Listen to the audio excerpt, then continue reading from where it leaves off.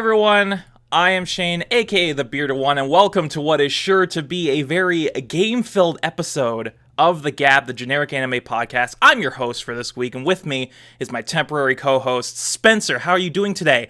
Big news, Spencer!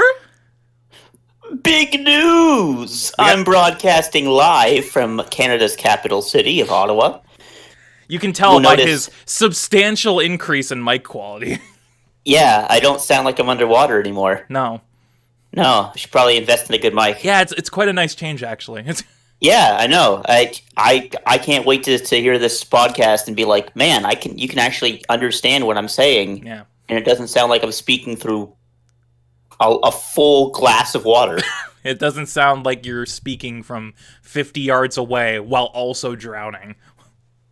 Yeah, I'm surprised none of you have saved me from drowning yet. I mean, there's only so much you can do in one day. Anyway, welcome to the G.A.P. As you can see, our normal host, Matt Legion Rex, is currently absent. That's because he was out of town and could not make the recording session. So, much like the Attack on Titan episode we did last year, I'm going to be taking the reins for this episode. And what better time for me to take over the show than to cover my pick for the month of Spook, King's Game the animation. Of course, we're going to get to that a little later on, and trust me, we'll get to that. But as it stands, we have a little bit of simulcast stuff to talk about. We got a couple news stories, and then, of course, our featured anime, King's Game. So let's get right into it, Spenny, with some simulcast discussion. This week is kind of dead, mainly because the rest of the shows that we're watching, we're waiting for dubs, so which aren't going to start, the big ones aren't going to start until this coming week. So next week on the G.A.P, we're going to be talking a lot more about simulcast because everything will have premiered by then. But as it stands now, I have like two things that'll take 30 seconds. I don't know if you have anything you want to bring up. You do your stuff first. Okay, I have literally two things that'll take like less than a minute to discuss. My Hero finally started. Hooray! Recap episode. So, not really much to talk about there. They didn't dub the recap episode, did they? Yeah, they did. Okay. It wasn't like last year when they were like, oh guys, it's a same day dub. And then the day it premiered, we were like, due to material delays in Japan, we're going to have to delay the dub of the first episode. But don't worry, it'll still be dubbed next week. Somehow. That still doesn't make sense to me. But so we don't get the beach episode, but don't worry, guys. Don't worry, guys. You get the real episode. But yeah, recap episode, nothing to discuss. Better than last year's. It was better than the pool episode, at least. So that's something. And then the other thing I have to talk about, which I have like one thing to say about, is Rifle is Beautiful, otherwise known as Chidori RSC in English, which I don't know why you would go with that title. But I mean, it's a choice. It's aight. That's pretty much all I have to say about it. It's aight. If you like cute girls doing cute things, and you like Studio 3 Hertz, who did Flip Flappers and most recently Black Fox, you're gonna eat the show up. Standard slice of life fare, nothing really to say outside of that. That's it. There you go, that's simulcast, unless you have anything to bring up. I just want to say that, like, we have a whole bunch of our dubs that I'm just waiting for. Like, I'm waiting for Kabukicho Sherlock. Yep. Or Case 251. Case number 221. That's it. Case number 221 Sherlock. Kabukicho. In English. Special Case Division 7. Yeah, Special 7. I'm looking forward to that too. Special 7 is... We've watched the PV of that, and it looks surprisingly like Bungo. Like, exactly the same. Except with, like, vampires and witches and shit. Even down to, like, the art style. It has that same almost, like, cel-shaded look to it. Like, really thick outlines and high contrast. It looked real nice. And if it's anything like Bungo, hey, I'll get a kick out of it. Exactly. I'll be the only one to read the manga.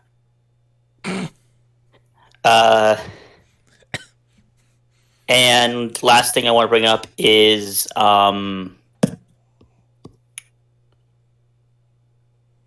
I'm waiting for so many dubs this season. Yeah. But hey, Babylon, which, much like Vinland, we have to wait like another 2 weeks for because they drop 3 episodes at once, but that's fine. Yeah. That's okay. That's fine. It was quality, so it was very quality, and I can't wait to see the rest of it. But yeah, really, just we're waiting for a bunch of dubs to drop. That's pretty much it. Like I said, after this week, pretty much everything will have started. So next week, simulcast discussion is going to be off the charts when we talk about a man with a gun for a head. Oh shit! The dub starts next week.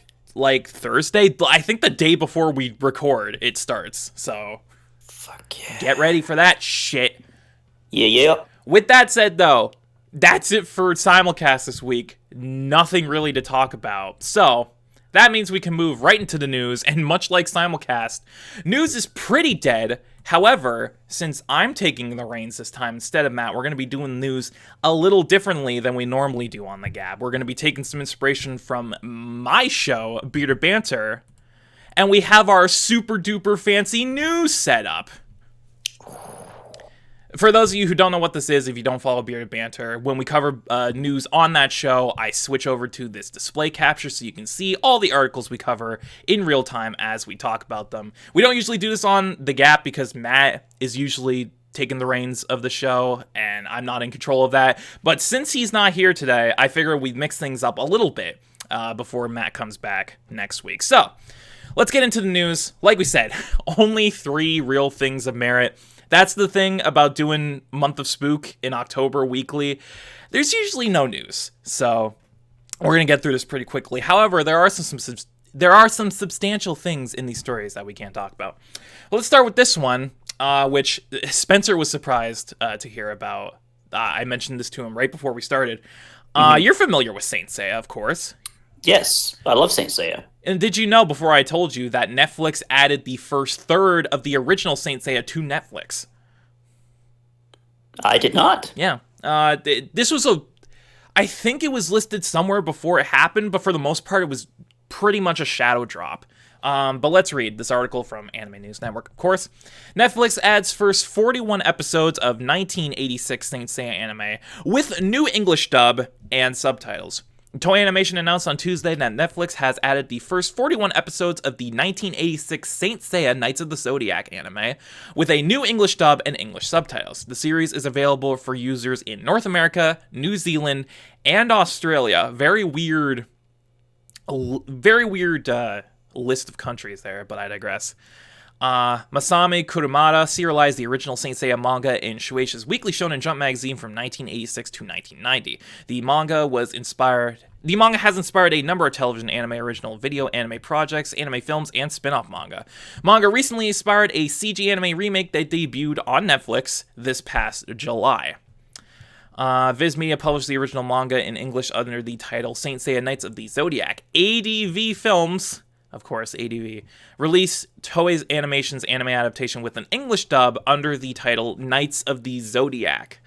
But as it stands, this re-release on Netflix has a new English dub. However, the English dub has not been added yet for episode 16 onward. So only the first season is dubbed on Netflix. So yeah, not much to say here. It's just, hey, Saint Seiya's on Netflix now. It's very weird that they added only the first 41 episodes instead of the whole thing. But maybe this is a thing where they're working things out with Viz and Toei to get the streaming rights so that they can add more later. Rights are a bit difficult. Sometimes you really just gotta get what you can at the start. Especially with older series like this, where the rights are arguably a lot more difficult to obtain than newer franchises. But Saint Seiya is on Netflix now, the first 41 episodes. Weird that the dub is only up to episode 15, but I digress. It doesn't really matter. I just want to see the new dub compared to the old dub, because I've never seen the original Saint Seiya in dub or sub, so I want to see how exactly they updated this stuff. The original dub is infamous. Good or bad? bad. Okay, good. Good to know. It was a late 80s to early to mid 90s dub. Oh, so you're saying this is like pre-Samurai Pizza Cat style dub? Yeah, this is like Mega Man, like... Oh, no. I actually forget which Mega Man it was. But some kind of Mega Man. No, the one where fucking Zero or Axel's like cradling a dead robot. Oh, okay, X4. X4, that's what it is. This isn't happening! Why did it have to be this way? What am I fighting for? Exactly that. Amazing. But yeah, Saint Seiya's on Netflix now. So if you're a fan of Saint Seiya or you've never seen it, go on your local Netflix and watch it. Moving on. This one's weird because I've only read the title at this point. So this is relatively new to me, but the title screams so many things. Man arrested for threatening Evangelion studio Kara on Twitter. Okay. You've caught my interest. Let's read, shall we? Of course. An article from Anime News Network. Police arrested a 35-year-old unemployed man in Okayama after he allegedly posted threats to anime studio Kara on Twitter and other social media services. According to the police, the man admitted to the charges of threatening and interfering with work duties, and he said he did it knowing that the other party was scared.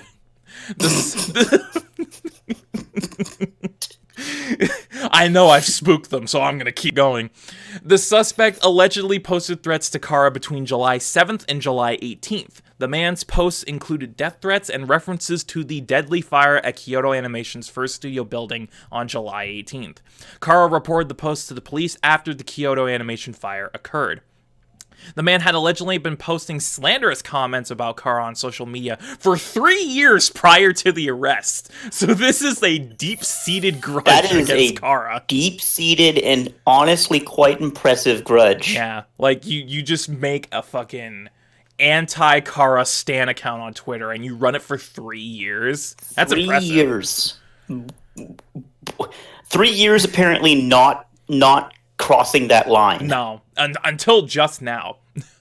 According to police, the man claimed Kara anime copyrights belong to his family, and he stated that he got angry after not receiving an email reply.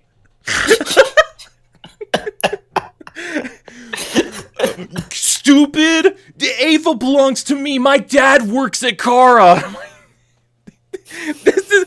Oh my god. I have an uncle at Nintendo, and he's going to learn about this, and he's going to ban your Nintendo account. This is 100% the epitome of my dad works at Nintendo. My dad's Bill Gates, and he's going to shut down your Microsoft account. My dad is Phil Spencer. He made Xbox. Oh, fuck. Okay. That's the article. Holy shit. That was amazing. What the fuck? Do you have any words? Because I don't know if I do. I have, like... Oh my god. Pretty much next to nothing. To describe the feeling of a man running a anti-Kara account for 3 years because he deems it that his family owns the copyrights to Ava and a bunch of other stuff. And he just goes with it. He goes with it. Wholehearted. Hog wild. Whole hard. I can't. My mind is trying to think of words. This man is the definition of delusional, but he just runs with it. You know what? Kudos to him. He stands by what he believes, whether or not it's right or wrong. Or true, even. Yeah. He doesn't care about the facts, he just cares about getting his money. Give me that fat stack of Ava cash. I need it. My dad works at Nintendo. My father is Bill Gates. He's gonna ban you off Xbox Live if you're not nice to me. My dad is Shinji. I got in the robot. Shinji's based off of me. He's based off of me, therefore, royalties, please. Give me my money. That's how the law works. Yeah, that's how copyright works, everyone. Mm-hmm. This man is an inspiration and a role model for a new generation of idiots. Yep.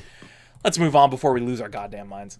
And the last news story for today involves the Oscars, the Academy Awards, of course. Really? The Golden Globes. Yes. Of course, anime films have been nominated for Best Anime Picture at the Oscars before, and we just got the latest batch of anime films that are in the running for nomination at the 2020 Academy Awards. So let's read. The Academy of Motion Picture Arts and Sciences announced on Wednesday the list of 32 films that have been submitted for consideration in the animated feature film category for the 92nd Annual Academy Awards. A maximum of 5 films from the list will receive the nomination. The following anime films are submitted for consideration: Ayumu Watanabe and Studio 4C's Children of the Sea, Kitaro Kosaka, DLE, and Madhouse's Oko's Inn, Hiroyuki Amayashi and Trigger's Promare, and Makoto Shinkai and Komix Wave Films' Weathering with You. And then they list the rest of the films that are in consideration. I don't care about that, so I'm just skipping through all that. Not all of the films have held at least a 7-day run in a Los Angeles County theater to qualify for consideration. The Academy will receive the nominations on January 13th, and the 92nd Annual Academy Awards will be held on February 9th. Oh boy. Those are the 4 anime films that are in consideration for Best Animated Feature. The only... I've heard of 2 of them. 2 of them I know, 2 of them I've never heard of. Obviously, Children of the Sea and Oko's Inn, I'm not familiar with, but of course everyone's familiar with Promare and Weathering with You. And it's not at all surprising that Shinkai got nominated, because duh, after Your Name, why wouldn't he? But isn't Weathering with You just Your Name, but different? Here's the thing, Spencer. All of Shinkai's movies are just Your Name, but different. Oh. He just does the same movie over and over again in different contexts, but it's always so good that no one really cares. It's one of those directors. Yeah, it's one of those. The surprising one here is Promare, because I did not at all think that the Trigger movie would be nominated, but... Yeah. Obviously, someone at the Academy saw something in it, so... Like, Trigger is not high art. No, definitely not. Have you seen... I know we didn't get to see Promare, but have you seen clips of Promare? I've seen clips of Promare. It is incomprehensible. It is not high art. Like, out of... Even for Trigger standards, you know how most Trigger shows have a certain level of incomprehensibility, but they always somehow manage to bring it all together?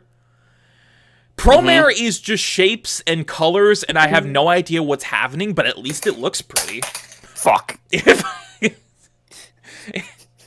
He was so flabbergasted by that I dropped a USB. Yeah. He was so flabbergasted by my account of Promare that he dropped his USB in disgust. Mm-hmm. But yeah, Promare is like super Trigger in the sense that I have no idea what the fuck is going on screen, but at least it looks nice. And honestly, that could be a detriment to it, because if it's like that for the entire movie, like, whew, that is some kind of sensory overload. But I've heard nothing but good things about Promare, so it's not surprising. Yeah, I don't know about Children of the Sea or Oko's Inn. I don't know anything about either of those two, so I can't really say anything. But overall, saw the list. Of course, Promare, once again, is the surprising one, because I never thought that Trigger would be in running for an Academy Award. But, you know, we live in a society. I'm going to become the Joker. I'm going to become the Joker. So do you have any thoughts on this before we wrap up news? Yeah. Huh?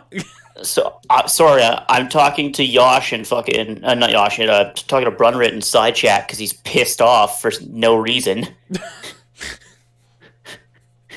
I'm not gonna bring it up because recording my screen, but yeah, but I'm telling him just to relax. Like, fucking relax. But yeah, I mean, I thought I would have seen like some of the other movies. Like, I don't know. I would have liked to see Bunny Girl. yeah, Bunny Girl would have been nice. But oh, guess what happened with Bunny Girl? Yeah, it didn't come to Windsor. And we're pretty sure we know why it didn't come to Windsor. Because of the goddamn Ghibli Fest. Fucking Ghibli Fest. And you know what pisses me off the most? What? Is we might not even get One Piece. Yeah, because it's also during that we might not get Stampede because of the fucking Ghibli Fest. And it pisses me off.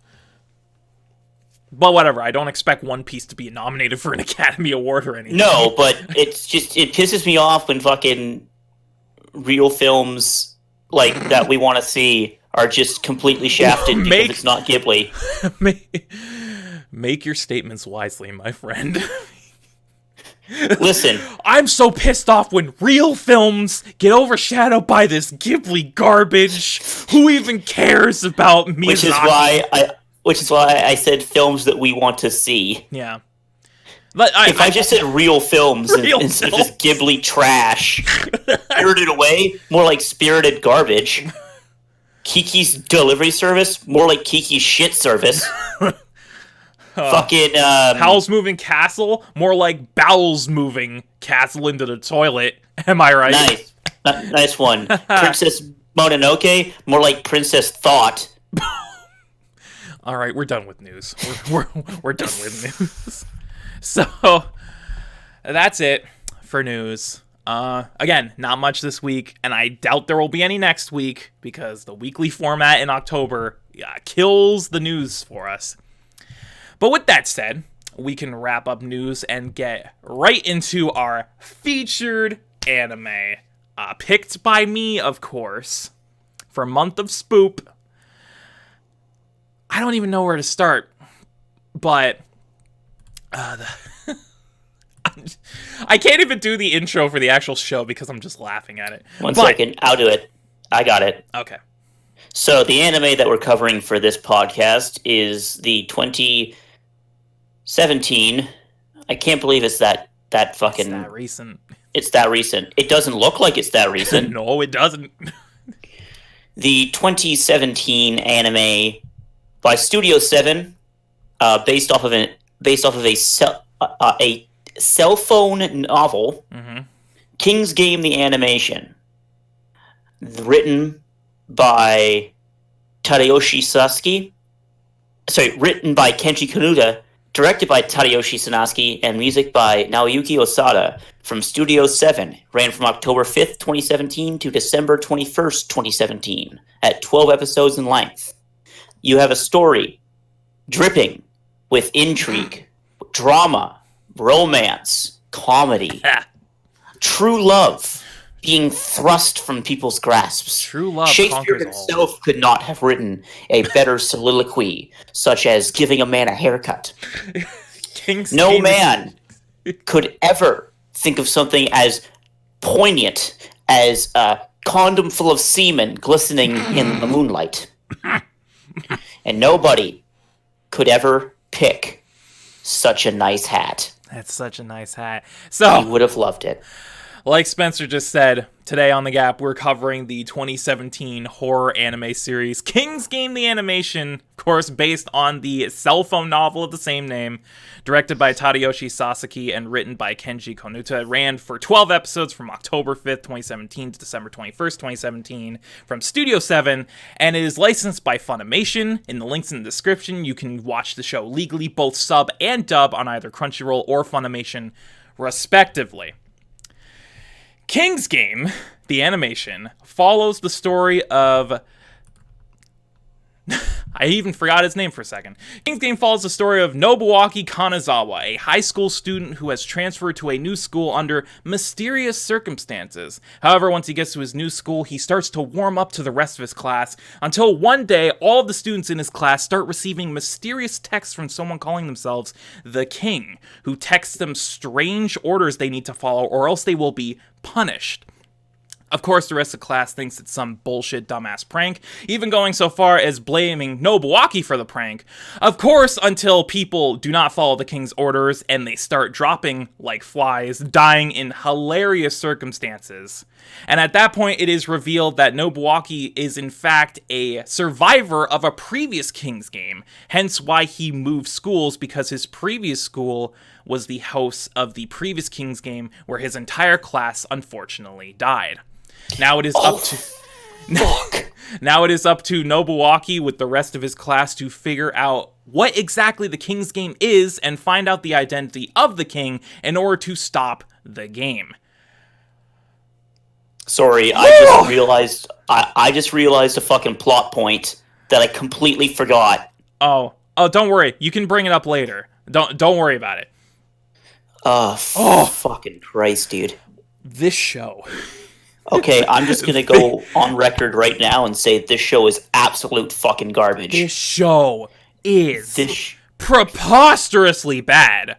I don't even know how to describe it. It's just fucking terrible. But god damn it, if I can't say that I've had more fun watching an anime in years than watching King's Game, because I had a fucking blast from episode 1 all the way through to the finale.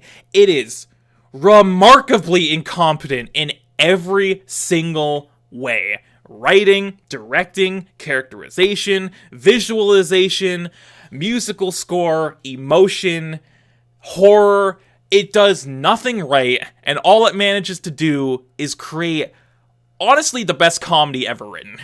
Because this thing can't be classified as a horror. This is a straight up comedy.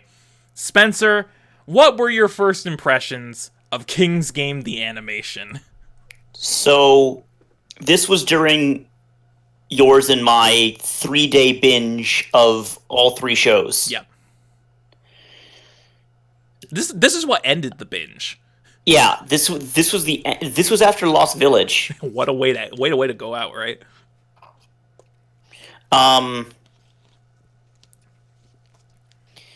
Dude, this show fucking blows. It fucking sucks.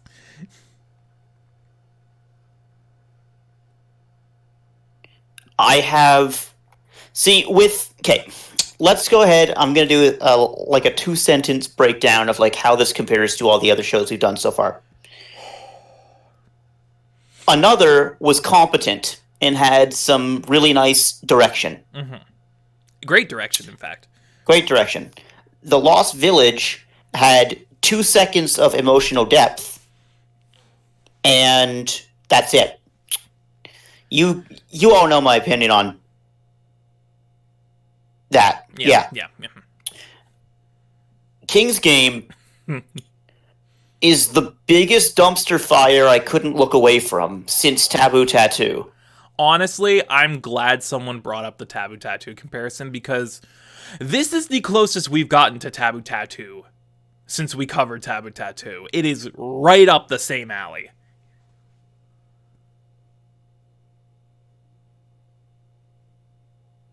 Spencer's even at a loss for words. He can't even describe his feelings on this show. Because you just said it. It's 100% Taboo Tattoo, but disguised as a quote-unquote horror. It's something, alright. Side tangent.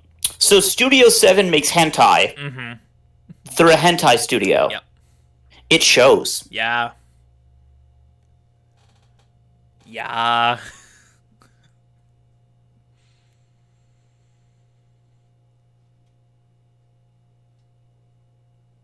Go on.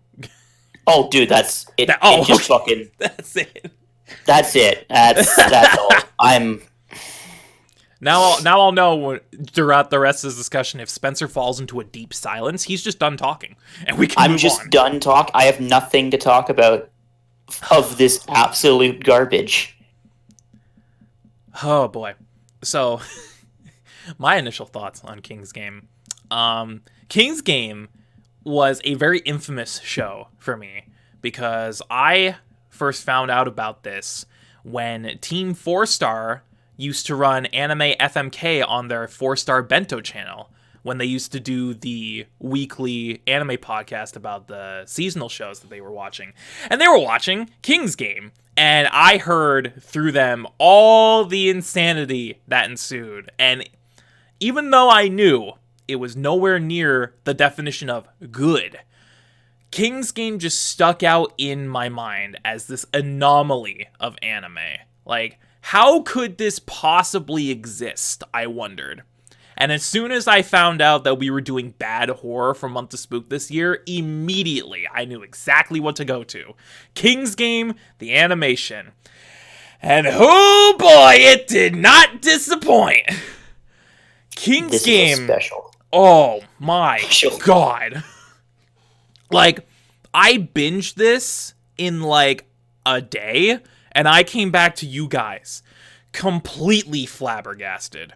Like, I had no idea what to think or how to feel. All I knew is that I saw one of the most atrociously awful, yet somehow absolute fun I've ever had watching an anime. Everything about this show sucks and there are no redeeming qualities. But I honestly can't tell you if I've had more fun watching a show. I don't think I have, honestly, because the absurdity and the ridiculousness of King's Game just elevates it to such a high plane of so bad it's good that it's honestly impressive that it managed to pull that off. Oh boy, this fucking show. But I'm just angered out at this point. Yeah, I can't be angry at this garbage because it's so fun to watch. I have no anger for the show. Like, everything about it sucks, but it's so fun that honestly I can look past it. Like, I have no anger towards the show at all because it gave me such a goddamn good time. See, there are arguably more plot holes in this show than there are in Lost Village. Mm-hmm. But they're unapologetically bad plot holes. Literally plot holes. Like, there's a dude who explodes and he has holes in him. Yeah. Plot holes. It was a nice hat. It's such a nice hat. Tara would have loved it. He would have loved it. And if you think I'm naming this anything other than that is a nice hat, you are fucking delusional. Good. It better be. The fucking title of this podcast. It was a nice hat. It was a nice hat. But let's quickly go to Matt's initial thoughts on the show, because I'm very impressed with how quickly Matt got through this show. Yeah, he blitzed it. That was impressive. Through this, yeah. Matt's initial thoughts, as he writes, "Man, this shit sucks, dog. Pretty much garbage from every perspective. Probably the worst show we have covered so far. But man, is it funny. Easily a guilty pleasure, even if it's completely unsalvageable. And even though I don't necessarily agree that this is the worst show, because I do feel that Taboo Tattoo is a bit worse. Like I said, this is absolutely Taboo Tattoo level. Bottom of the barrel, trash to end all trash. Nothing can save it. But let's get into the actual discussion. Let's pinpoint some things to talk about. Let's start with favorite episode. So, Spencer, what is your favorite episode of King's Game? I think I know which one it is, because I'm pretty sure we all have the same one. Fuck, dude, I don't remember the names of the episodes. Who cares? Who cares? It's obvious what it is, though. Yeah. Yeah. Yeah. Yeah, so go ahead. It's episode 6. That's what it is. It's episode 6. Matt agrees. We all have the same pick. Episode 6 is somehow a turning point in the show that has been nothing but crazy ridiculousness up until this point.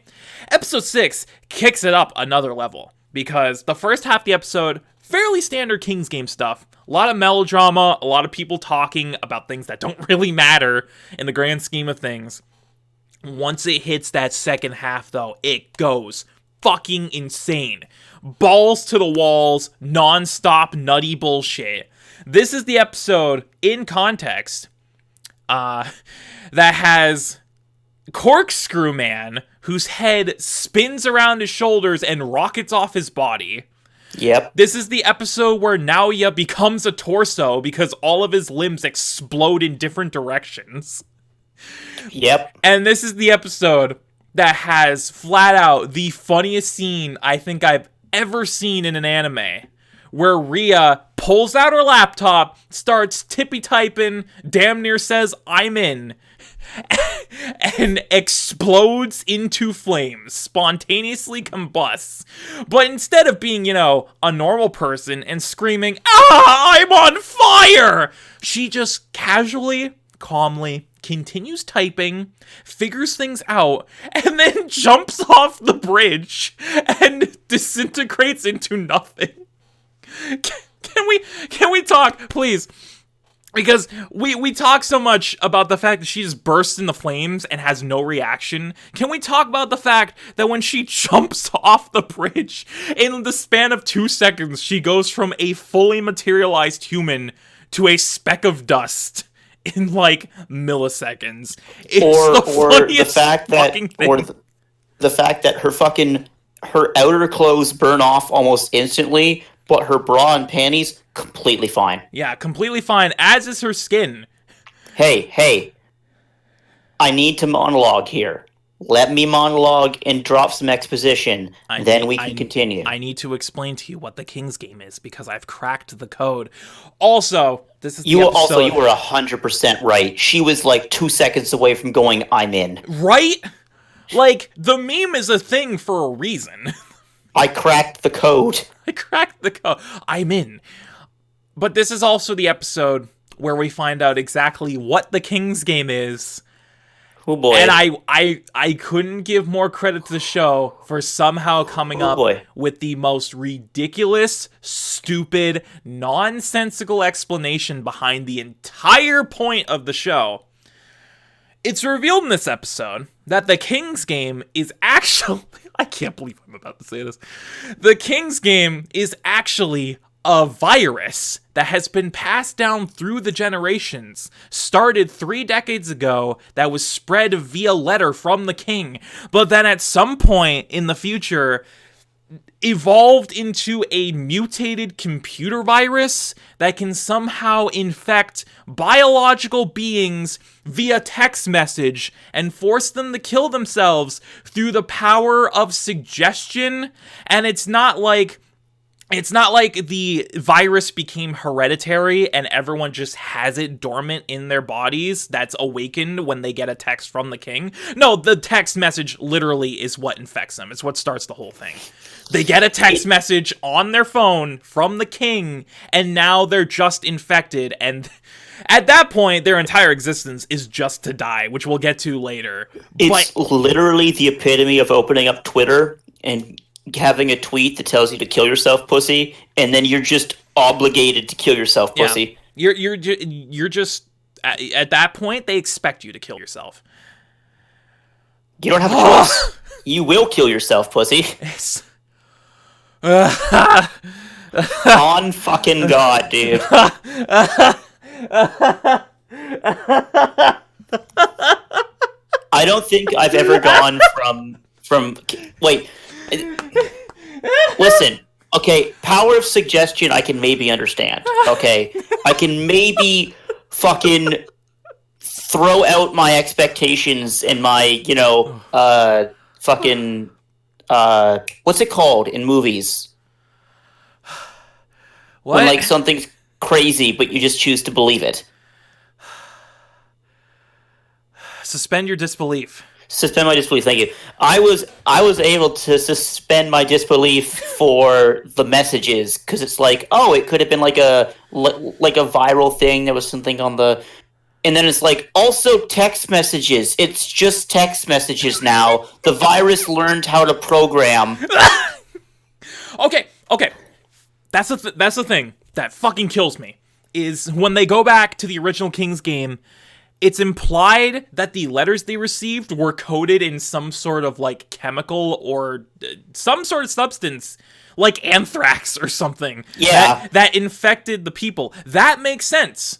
If the king just gradually kept sending out letters that were infected with this virus, of course more and more people would catch it. How the fuck does the virus go from anthrax in a letter to lol, you just got a text message, now you gonna die? Like, pardon me for blowing out your eardrums. What? Huh?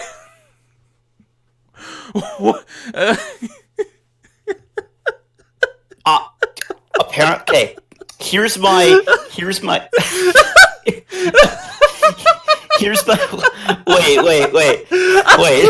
I'm losing it, dude. I keep bumping the fucking microphone. I'm trying to pull it together. Okay. Here's my fucking thought process, okay? Yeah.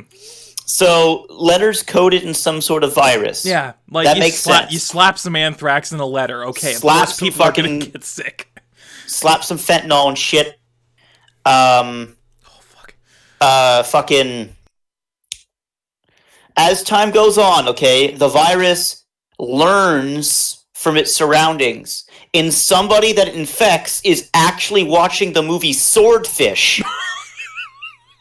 during the scene where fucking Alan Cummings has to hack into the server while getting a blowjob, and then when the man dies, his blood falls onto his DVD copy of Swordfish. And then the virus gets into the DVD copy of Swordfish, okay? So when the police pick it up for evidence, and they watch the DVD copy of Swordfish and illegally record it on their cell phones, then the virus transmits to the cell phones, okay? And from there, it gets into the CIA and Japanese CIA, or G.A.P for short. And it learns that there's more hacking movies than Swordfish. Okay? And then it finds Angelina Jolie. Okay? Star of the movie Swordfish. And it tracks down Angelina Jolie. It is fucking pissed off that she's no longer dating Brad Pitt. Understandable. So it plans revenge on the entire movie-going audience who has not seen the movie Swordfish, which it wasn't popular in Japan, so it targets the entire island of Japan. Okay? Yeah, I'm following. In order to rid the world of people that are anti-Brad Pitt, Angelina Jolie, Swordfish. Okay? And that's why they got a hentai studio to basically make its manifesto known. Because of the blowjob that Alan Cummings is getting during the scene in Swordfish. While he's hacking the mainframe. That's why Rhea gets defeated, because she's not getting her pussy eaten. She's not getting a blowjob. Exactly. During hacking into the mainframe. Yeah, you need to do it exactly like Swordfish. If you're not breaking into the firewall while also getting blown at the same time, are you really a hacker? And King's Game said, nuh-uh, no. And then she set on fire. It was a nice hat, though. It's such a nice hat. Oh, God. What do you think? How's that for a fucking theory? I'm so honored that... The one episode I get to host, you break out your tinfoil hat. That's my conspiracy. Fucking Swordfish was the first movie I thought of that had hacking in it. Not, The Matrix or anything. Yeah, I couldn't think of anything. I couldn't think of The Matrix. I couldn't think of fucking one of the Ocean's movies. I couldn't think of fucking Electric Mission Boogaloo Impossible. 2. Yeah. I couldn't think any of that. I was like, the movie Swordfish. And I'm not even sure fucking Alan Cummings was in that movie. Yeah, One second, let me check. Yeah, you Who check was that. You look that up. In the meantime. Swordfish movie. Episode 6 is amazing. And it's somehow a turning point in the show that has been nothing but turning points. Because the second half of the show onward... is somehow like twice as insane. I don't understand how it just keeps going. But episode 6 is the catalyst. That's why it's the best episode. Eat the red pill. Oh my god. What? It was fucking Hugh Jackman? Hugh Jackman was getting a blowjob while hacking with a gun to his head. And John Travolta is staring at him in the corner. Because he's the villain. So what you're telling me is that Swordfish stars Hugh Jackman while he's simultaneously hacking mainframe, getting blown, and also being held at gunpoint. Yes, while John Travolta stares at him angrily. That's King's Game in a nutshell. Yeah, honestly. They should have just called it Swordfish, the animation. The animation!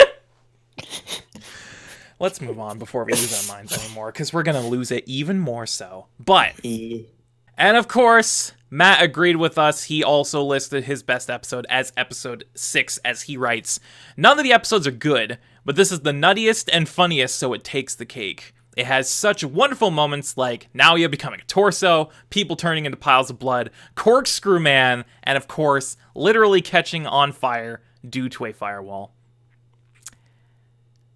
That's it. That's the episode. She's in. She's in. She's in. She's in. All right.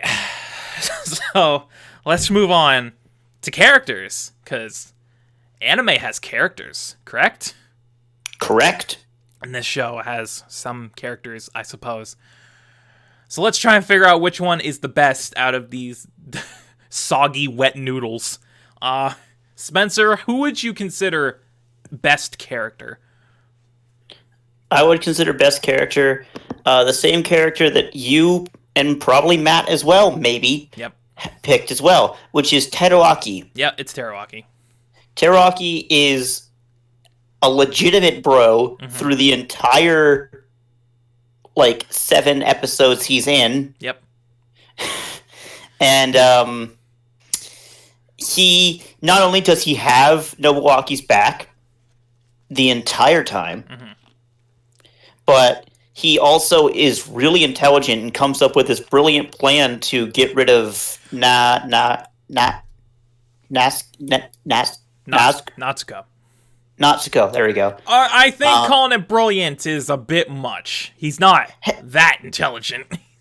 Okay, fine. He was stupid enough to have his cell phone be stolen after he was raped. I mean, that's just a rookie move. That's just come on, kid. Come on, kid. You know better than that. And it got you killed, so it did. It got him killed. It was a nice hat, though. It was such a nice hat. God damn it, he would have loved it. He would have loved it. He would have loved it. I have to agree. My pick for best character is also Teruaki, just because he's the only one that's good. He's the only one that's either a decent person or not a whiny bitch. And he's a genuine good guy. He has Nobuaki's back throughout the entire thing. He doesn't flip-flop sides like, some other characters do.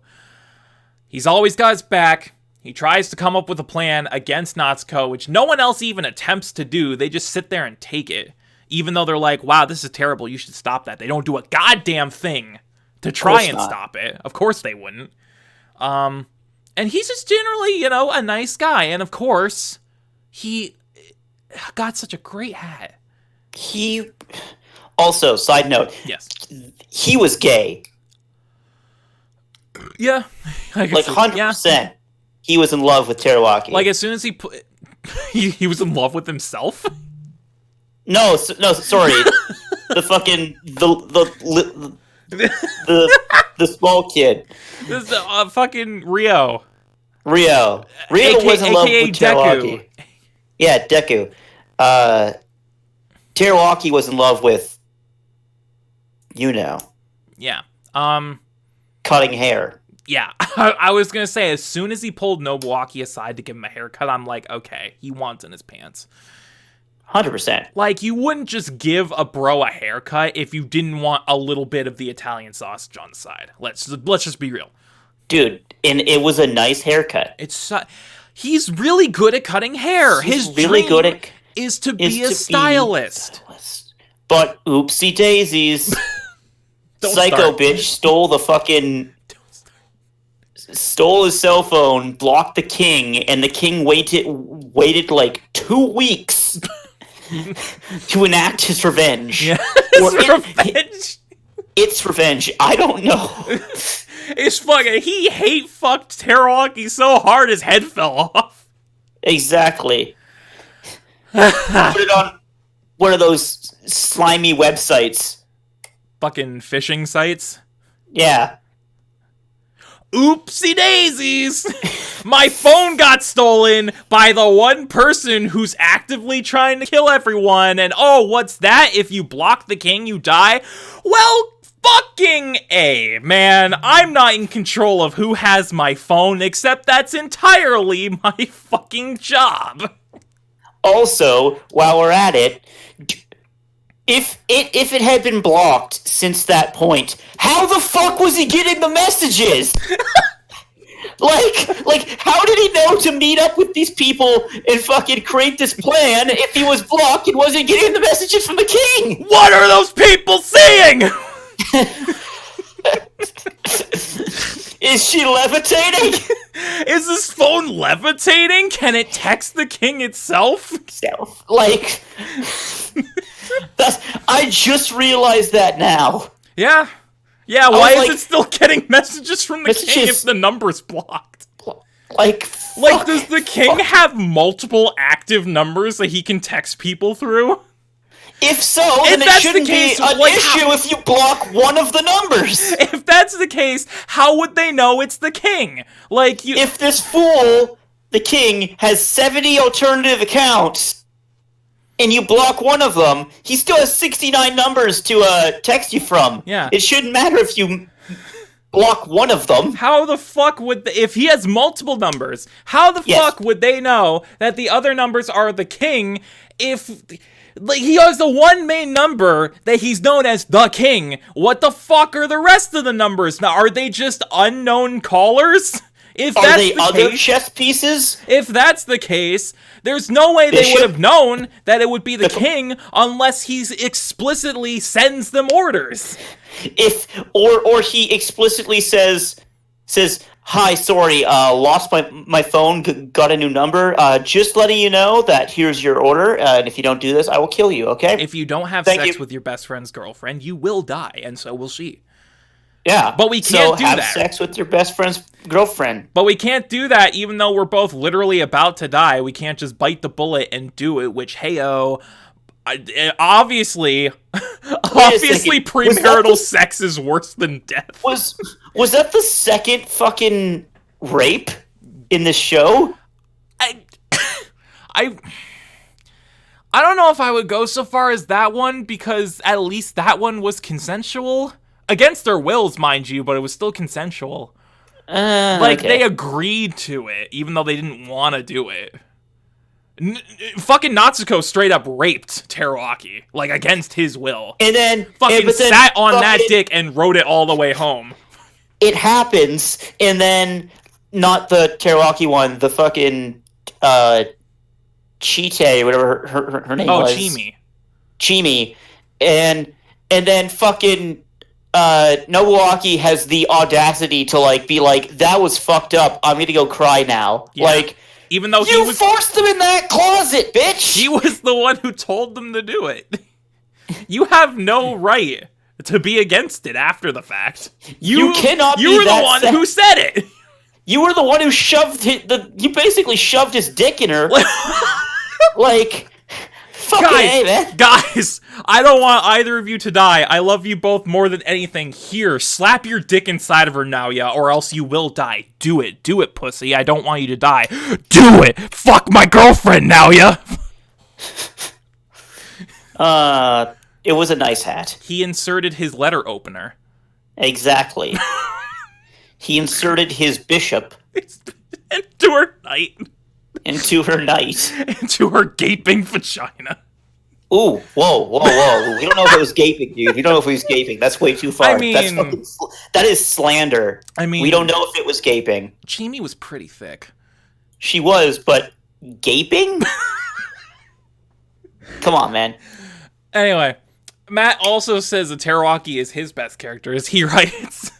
Teruaki for being the only good character, in quotes, with any kind of decent plan against Natsuko, and the fact that it almost works is impressive to say the least. Plus, he gave Nobuaki a haircut. Eternal bro status for that. But of course, King's Game isn't exactly known for its good character writing, so out of the entire cast other than Teruaki, who would you consider to be the least best character? Oh, it's 100% Naoki. You keep saying her name, but my mind keeps forgetting it. It's Natsuko. Natsuko, that's it. Like, you keep saying it, and every time you say it, I go, okay, it's Natsuko, and then 2 seconds later, I'm like, what's her name? This one is easy. Natsuko's just a bitch. Natsuko is just a crazy, psychotic cuntbag who has no redeeming qualities. Literally in the first episode, they build her up to be the shy, cute, but dependable love interest, and in the span of 30 seconds, she goes, "Now I'm going to kill you all." She becomes a fucking... She became the Joker! She became the Joker. She became a fucking 1950s Wild West twirling mustache villain. She became the Joker. We live in a society. She became the Joker. We live in a society. Fuck. Joker said, we live in a society. Yeah. But fuck, it's Natsuko. She's just a crazy bitch for zero reason, and they try to justify her actions by being like, oh, she's a survivor of a previous King's Game, like Nobuaki, and oh, she's Chimi's sister? So Thank you. Speaking of Shane, that was the plot point I completely forgot. She's Chimi's sister, so she has this weird tie to Nobuaki? And she's like... fucking crazy. She wants that dick, dude. She wants that dick so bad. She wants that motherfucking Nobuaki dick. And ain't nothing gonna stop that. And you can hear me say this in crisp quality audio. She want that dick. She want that dick. Like, she wanted that dick when she was a B-type personality, but as soon as she turned A-type. Or it's the other way around. I don't know the personalities. B is submissive, A is oppressive. Okay, so just she started off as B-type, wanting that dick, and then she went hard A-type, also wanting that dick, but also wanting to cut it off afterwards, because, you know, murder. Murder, obviously. Also, A... congratulations, shall we? Congratulations. You did it. You did it. You won the King's Game. Yep. Good job. It's a shame it does nothing. Yeah. But, yeah, easily worst character, Natsuko. She is a bitch for no reason, and the justification they give is, like, the most baseline, uninspired, lazy reason for someone to be a complete psychopath. Also, I can't not give worst character to a literal rapist. Yeah, that's true. That's a good point. She holds that fucking condom up in the moonlight so that it glistens like a shiny new trophy that she'll put on her nightstand. It's full of this man's semen that she's probably gonna guzzle like that is a nice hat. Oh, fuck, dude. That's sorry. Too far. I'm sorry. That's too far. I'm sorry. That's crossing the line. I'm sorry. Let's backpedal. Let's backpedal. I want that edited out. Let's bleep it. Yeah, bleep it. Censor Repeat it. You know what? Reverse the audio. Since I have to edit this now, I might actually censor that. Just the whole reverse the audio. Flip it. Negative the colors. I'll figure something out. Just start doing ridiculous shit with it. But not the word semen, the word a nice hat. So it just becomes like this weird fucking... Like, what's she gonna guzzle it like? Like, what's the comparison? What? Guzzle semen like...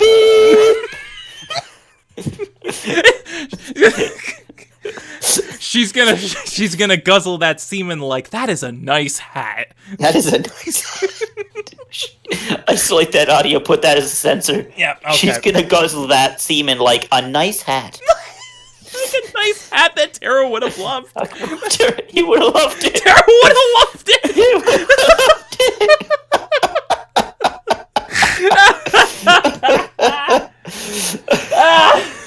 Anyway, let's move on. Matt also labeled Natsuko as his worst character, as he writes, "This comes with an asterisk, as well she's absolutely the worst character in the show by a landslide for being a psychotic bitch. She's easily the most memorable and honestly fun character in the show, so this comes with a love-to-hate asterisk. That being said, she's easily the worst. From her manipulation of the other students to literally sending others to their death, she can go die in a hole." And yeah, that's it. That's Natsuko in a nutshell. Now we get to the part of the show where we talk about other things, such as positives and or negatives. Do you have any positives to bring up, Spencer? It was entertaining. Other than the hat.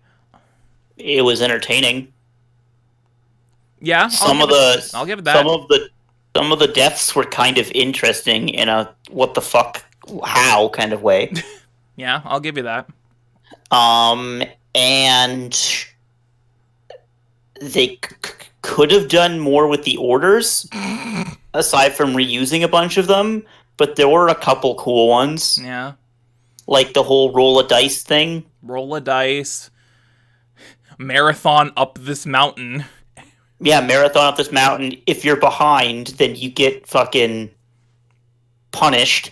Which, just say executed. Yeah, just say executed. Like, punishment could mean the punishments never lead to not dying. Yeah. It's always either straight up dying or something that is the catalyst to them ending up dead. Like, it's always death either way, so just fucking come out with it. Also, I might not have seen it, but I've heard many things about how the ending of Soul Eater is literally the power of friendship wins the day. But this is the most power of friendship I've ever seen. Mm-hmm. The power of friendship saves this man from drowning, but not the other guy. He's already dead but when he hit the water, except he wasn't. Except he wasn't. He definitely wasn't. And he totally could have saved him. Yeah. But we're getting a little too ahead of ourselves. Yeah, because we're trying to talk about positives. Do you have any positives, Shane? Like you said, it was entertaining. That's a positive, I guess. Some of the deaths are pretty cool. Like, they always got a reaction out of me. That's interesting. Most of it was laughing, but yeah. Yeah, it was laughing, but still, it's a reaction. The only real positive I can think of with this show are the OP and the ED. Oh, yeah, no. Those absolutely fucking slap. Fucking slap. And I'll bring this up. This is one of the rare shows that we've covered where both the OP and the ED slap equally as hard. Like, honestly, you could switch the two, and it would change nothing. They're both incredible. The songs are amazing. The visuals are, for what they are, pretty decent, and match up with the audio surprisingly well. They're surprisingly well done OPs and EDs in a show that did not deserve them. Because as soon as I started the show and that fucking slapper of an OP by Cold Drain starts playing, I'm like, oh, here we fucking go, boys. And then, like, 20 minutes later, the dude explodes into Swiss cheese, and I'm like, yeah, okay, all right. But that's all I have for positives. Let's get to negatives. Everything! This show blows, dude. Everything. This show fucking blows. Yes. Also, you just switched to your phone, I think. No, I was just updating my Mal account. Oh, okay. Weird. All right. But yeah, negatives. The show fucking blows in every sense of the word. Every capacity. Every single capacity. Animation. Direction. editing, writing, score, everything. everything. Everything about the show blows. Like, cinematography. Animation is poor. Writing is almost non-existent because it's the same events that happen over and over again. None of the characters have anything deep or meaningful to them. They are, as I said earlier, soggy, washed-out cardboard cutouts from the EB Games dumpster. They are wet noodles. Except for Terawaki. Who's a good guy. He's a good guy. Would have loved the hat. Would have loved it. None of this is scary. It's labeled as just a pure horror, but none of this is unsettling.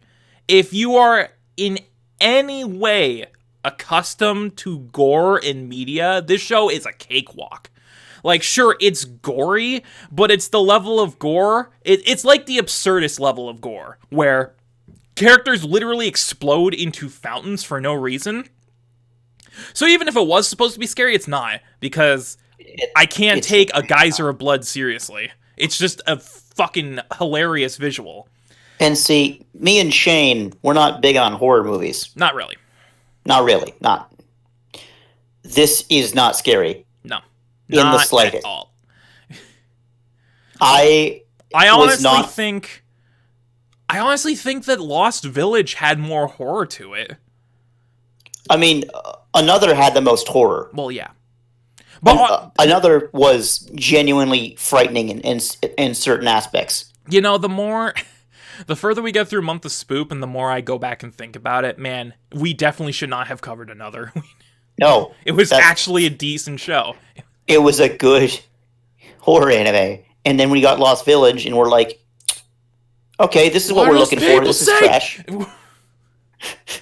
It's okay, Pop. I still love you. Well, thanks, kid. Give me a fucking hug. I can go back to living. Anyway. Yeah, nothing about the show is scary whatsoever. And the deaths... I honestly think the deaths are self-aware. Because even if it was meant to be taken seriously... No way. No fucking way, dude.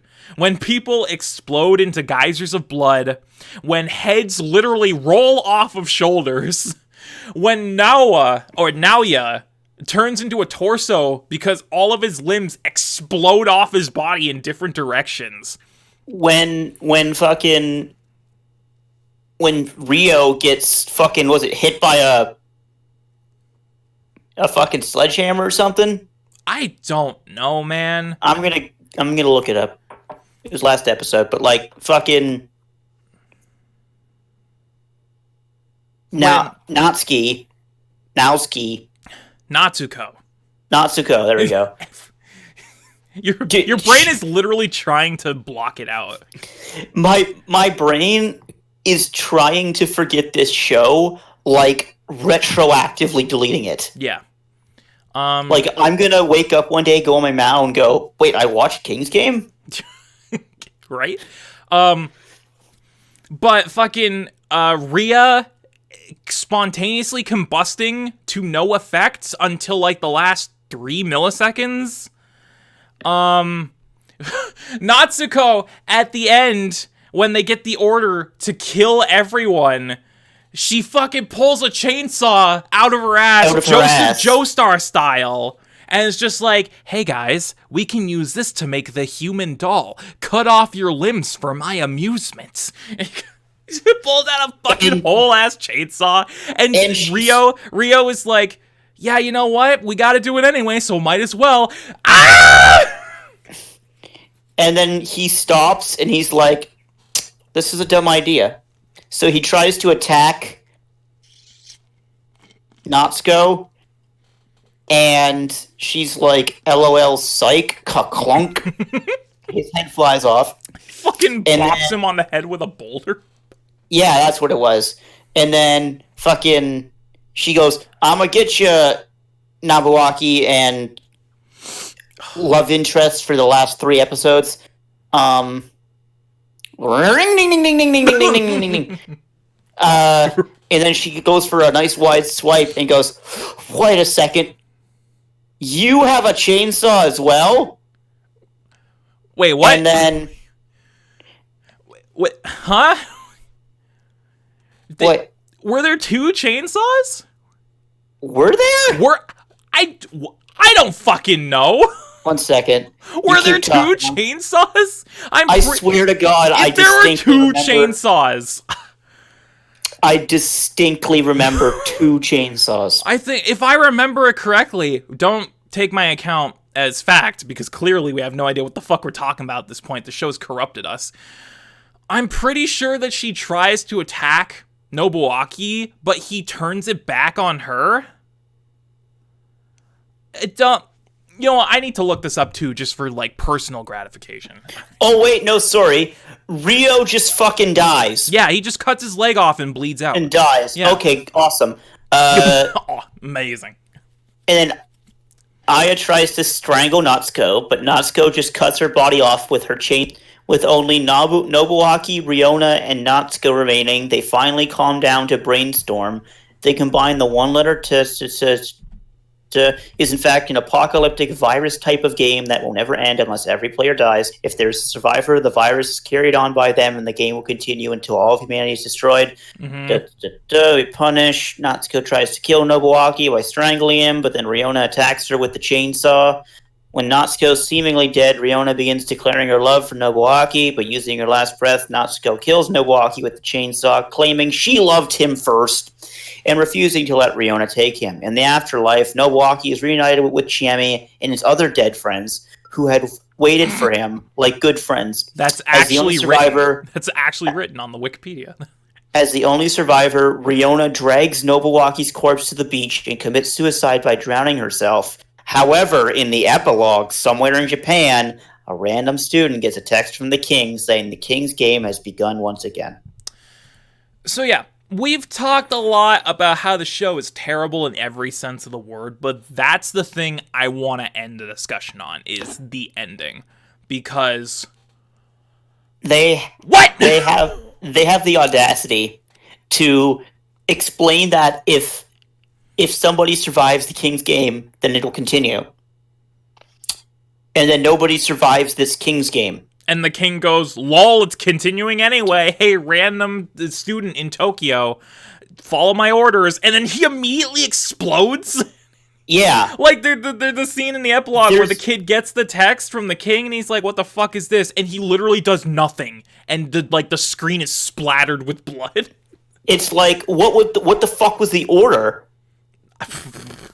Also, I've never seen a king's punishment that quickly. Yeah, like literally like 3 seconds after getting the text. Do you remember when they had that whole class of students, but then they remembered that this was only a 12-episode anime? Yeah. So they killed off like 12 of them. They killed off because they cried. Yeah, they killed off 12 of them in like the first episode because they realized that, oh, we can't do anything with these people. Let's just kill them. Yeah. And then the king's like... And then the show... Like, if you cry, then you die. and then Nobuaki's like, that seems like a reasonable response. Okay. Okay, yeah. Hey, buddy, on the phone that is now a buddy, even though You've never interacted with this human before? What's up? Oh, nothing. I'm not crying. Don't worry about it. But if I was crying, I want you to tell my girlfriend that I think she's pretty cool. I think she's pretty neat. And Nobuaki goes, that sounds like a reasonable response. You sure you're not crying? And he goes, Yep. I'm buzzing. Don't worry about me. Also, and then his other buddy calls him and he's like, I figured out the King's game. I'm sending you information. I've been doing research on the King's game. It started 30 years ago in this remote village when the villagers got an explicitly titled letter from the King, which had anthrax in it. And then the virus spread. I don't know why I go back to the anthrax thing. Anthrax, It makes the most sense. But the anthrax virus letter from the King's game, man, the animation, infected the entire village and wiped it out, but then it spread to other villages until it became a global phenomenon. And then it fucking evolved into a mutated computer virus. That's what they call it in the fucking show. Mutated computer virus that infects biological beings through the power of suggestion when they get a text message from their ex at 3 a.m. like, hey, you up? And then they need to fucking answer whatever their ex wants, and if they don't, then the ex will leak their nudes on Twitter, and then that obviously leads to death. And then everyone is like, nah, B, we don't listen to that bitch, you deserve better. And then their nudes get leaked on Twitter.com, and they're like, oh no, everyone's gonna see my squiggly pencil dick. And then they fucking hang themselves. That's King's Game the animation in a nutshell. That's my rewritten version of King's Game the animation. I'm gonna go to Studio 7 and propose that we remake it in my vision, because honestly, it would probably make a lot more sense if they were just leaking nudes on Twitter.com. Fuck!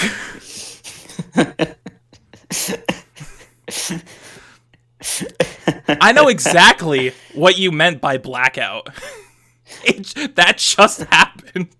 Where you just reach a point where you just keep talking and you don't know what you're doing. It just kept going. Wow. And it usually ends with exactly that. You're just screaming fuck. Scream fuck? Oh. So, okay. Now that you've got that out of the way. Yeah. So the ending is bullshit. The ending is absolute bullshit. Okay, there were two things I wanted to mention. One, the ending is bullshit because the whole revelation of the King's Game and how it's just going to keep going until all of humanity is extinct. Makes no fucking sense. Because the king explicitly said in the last order that if everyone dies, the King's Game will end. Lol, psych, it keeps going, so whatever. And that leads me to B, which is, if that's the case, and that's how the game has always operated, there's no fucking point. There's literally 0 point to any of this, because it doesn't matter how hard they struggled or how hard they tried to stop it, it's just going to keep going, regardless of whether they succeed or not. So there's literally no purpose in the King's Game. It's just going to keep going until all of humanity is dead, and that's it. No ifs, ands, or buts, nothing can be done about it. That's a bunch of bullshit, because it inherently, in the writing of your show, you have inherently made the entire concept pointless, meaningless. None of this means anything, and it's all just been a giant waste of time. There's no conflict? Like, I'm fucking yawning. It's putting me to sleep. I'm so tired of this shit. There's no conflict in this anime. There's no... The only villain you have is a fucking over-the-top anime villain. An over-the-top yandere. Mm-hmm. That's what she is. She's basically... That's what she is. Imagine if... She's a less hot, more murderous Yuna. I was gonna say, swap out Natsuko for Yuno from Future Diary, exact same thing. Literally just by the numbers yandere. They don't know how to write a yandere, dude. No. And nobody does. The other thing I wanted to mention before we end this is the way the show is formatted is horrendous, because both Matt and Spencer, when they watched this for the first time, had no idea that the show had just switched to flashback and stayed there for the entirety of the first 6 episodes. I was gonna say, I had no idea. I genuinely just thought that it was like... The next day. And there was no, like helpful tips like what Babylon does with, like, the 4x3 CRT type effects. Yeah. Or there was no, like date card that's like, oh, okay, this happened months or years ago. Yeah, this happened 3 months ago. It just went scene transition. Okay, now you're in a flashback. Literally just cut to the next scene, and then you're just in flashback. But you need to know that you're in a flashback. Yeah. Which, okay. If the show was... I agree with Matt, because Matt pointed out a very interesting and valuable point. The first half of the show, first 6 episodes, is primarily flashback. 90% flashback of the previous King's game. Yes. If that's the case, and if that's how they were going to format the show from the beginning, why even bother having the present King's game even a factor? Just make the entire show about the previous King's game with Nobuaki. Because that's what half of your show is to begin with, so why bother? Just keep it all flashback. Yeah, but then we wouldn't have Natsuko. Then we wouldn't have a nice hat. We wouldn't have a nice hat. So here's what I say. Okay? Here's how you fix it. So you tell the original story of the first, or the, not, actually, fuck it. Just tell the story about the first King's game, because that at least I could believe. And keep going through the first King's game. Then, or do focus on Nobuaki still. But just tell that story. Just tell Nobuaki's story. Okay? Yeah. Because Nobuaki and his friend and G.A.P, they had a good rapport. Yeah.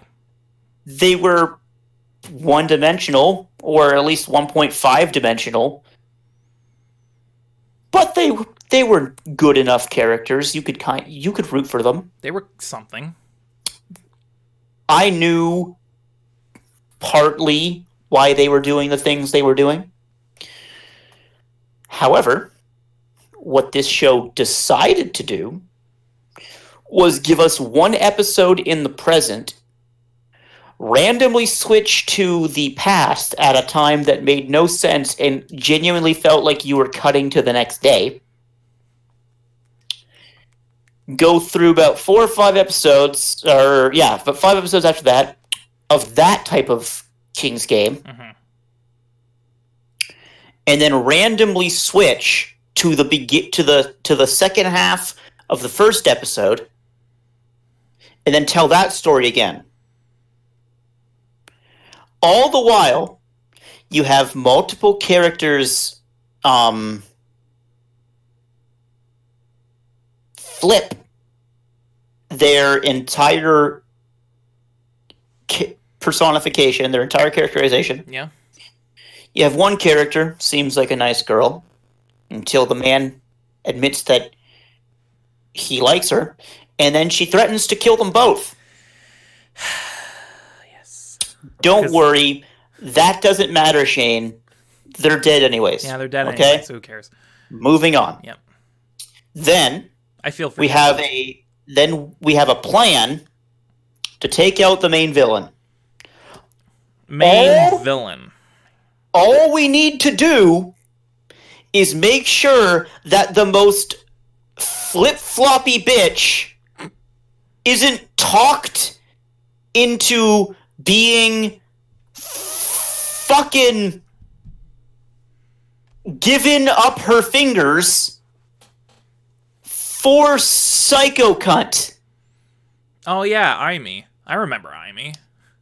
Okay. Literally, all she had to do was just pass and not listen to Natsuko. But she's like, I don't care if she's a psychotic cuntbag who raped a person and tried to kill everyone else. She's my friend, and I can't go against my friends.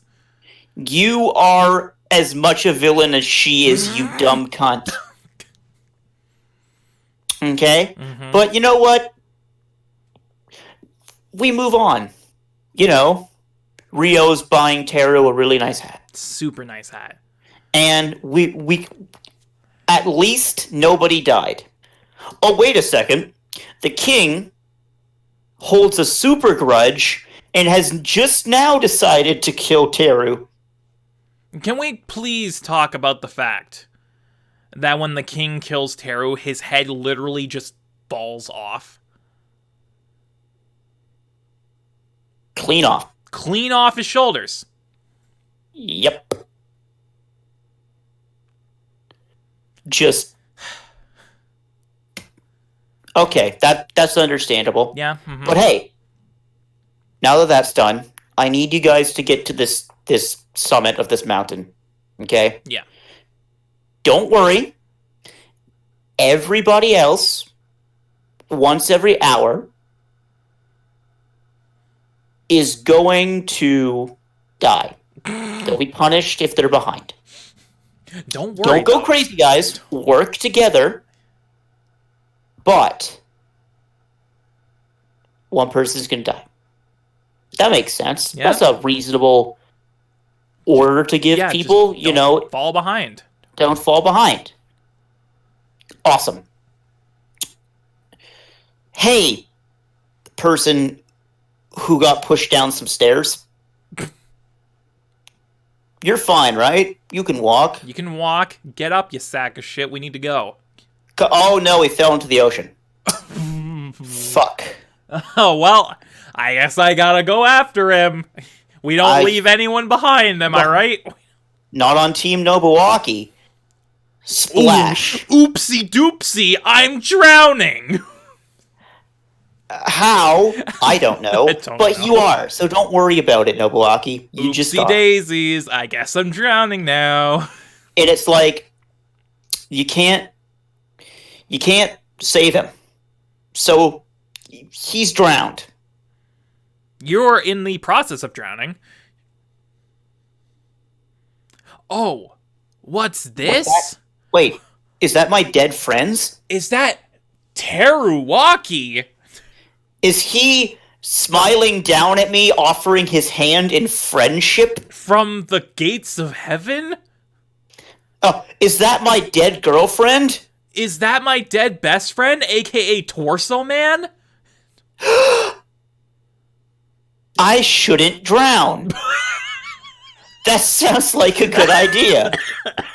Not because of my own survival, or for the survival of myself and self-preservation, but because Teru would be sad. Teru would be sad, and he already didn't get his hat, so he's already sad enough. He's already really sad. And because of this, I'm going to go ahead and I'm going to... Not drown. Survive. Not drown. I'm going to survive. I'm going to... Man. I'm going to go... It's that easy. Oh, here's a hot girl. She has some pretty nice bazongas. She took off her sweater in order to warm me up. Now I can see her in her sports bra with her big bazungas. Whoo, she is muy caliente. She's got the Soon personality. She's got the pigtails. She's got the mole under her eye. You're like, damn, if this was any other anime, she might be best girl. If I still didn't have a hard-on for my dead girlfriend... Who is dead, by the way. Very dead. But can resuscitate me through the power of friendship. That's cool. Hey. Time is running out. Whoops, hang on. Shoelace untied. Gotta fix this. In their defense, I actually thought that was kind of cool. That he was willing to give himself up. Yeah. It was still stupid, but I was like, oh, that's very stupid. But I mean, I'm like, okay, that's kind of nice. That's better than like just deciding not to drown. His heart's in the right place. Yeah, it was in the right place. It was real nice. But then it turns out that guy that fell down the stairs, you know, he fell in the water, you know, and I tried to save him. He was still alive. He's good. He's dead now. Totally wouldn't have been dead. Thanks a lot, King. He somehow managed to not drown, only to die because he was left behind because they thought he drowned. It's a vicious cycle. Also, there was no way he was getting to shore, so he was just sinking in that water for like 15 minutes. Yeah, without dying. Completely alive. Yep. Yeah, completely alive. Now we've done it. We've got to the core of the mountain. Oh, fuck. Psycho Bitch has set up snares? Traps? She's trying to catch a wascally wabbit. And then somebody's hanging off the edge of a cliff. And there's zombies, kind of. Man, those are some nice fingers you got. It'd be a shame if I stepped on them. Oopsie daisies! Oopsie daisies. But hey, like, 4 of us made it to... oh, fuck. 3 of us made it to the mountaintop. Don't worry. We just need to make a body. We just need to make a human doll out of our body parts. Yeah. It doesn't even have to be parts from different bodies. It can be the same body as long as each limb is detached. It could even be dead bodies, honestly. So, hey. They don't need to be alive. Let's drag that bitch out of the ditch that Natsuko threw her in and chop her up with this handy-dandy chainsaw. That I just found lying around the shed, honestly. Oh, no. Rio, a.k.a. Deku. What are you doing, Deku? Deku, voiced by Justin Briner. Yes. Deku is... Rio is not. Rio is voiced by Deku. Yeah, who is voiced by Justin Briner. Justin Briner. Just cut your leg off, dude. Just cut your leg off. Teru would have wanted you to do it, buddy. Teru would have loved it. He would have loved it. Oh, that sounds like a good idea. Plus Ultra. Ring, ding, ding, ding, ding, ding, ding, ding, ding, ding, ding. Oh, no. That killed me. Like, killed me instantly. Like, dead. Like, either he died from the shock or the immediate blood loss. Either way, he was dead on impact. He was immediately dead. Now there's 3 of us. There's only 3 of us left. Nobuaki and the 2 girls, one of which is a psycho. Hey. Nobuaki, I'm your dead sister. I'm your dead girlfriend's sister. I'm your dead sister's girlfriend. I'm your dead girlfriend's sister. That's like fucking going into the deep lore. That's deep lore. And I love you. Well, I don't really... You kind of fucked that up. Yeah. What do you mean? Well... What do you Oh no! Oh no, Natsuko. You just got attacked by a chainsaw. What's that, Rio? You love me? Well, you know what? I don't love you. But I think you're pretty cool. I think you're still pretty neat. Listen, if I wasn't still hung up on my dead girlfriend that's been dead for a couple years now... You know damn well I'd be hitting them bazingas. 100% from the back. I would be slapping my Kirkland signature Polish sausage in between them buns. 100%. In and out of that churro hole. But don't worry about it. Don't worry about it. Just put some cinnamon sugar on. It's fine. Oh no, God, my head. Oh God, my head is off.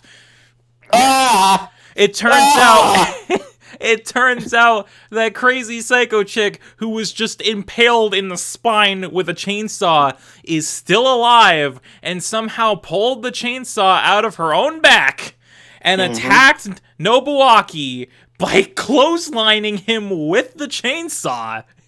And his head doesn't immediately come off. He, sits there for a minute or two in agony.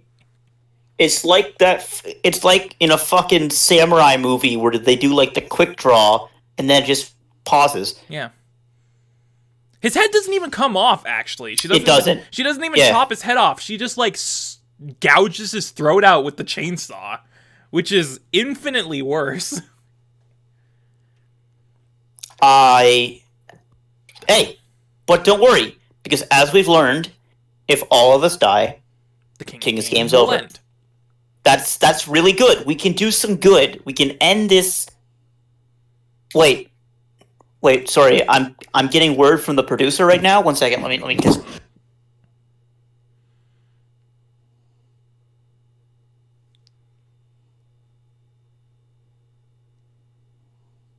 Must be some big news. Okay, yeah, so the producer just came back to me and said that's not how that works at all. So just throw in an epilogue where somebody else gets the someone else gets the virus and the King's Game just keeps going. Yeah. The end! To be continued! Excuse me? The fucking audacity to put a to be continued.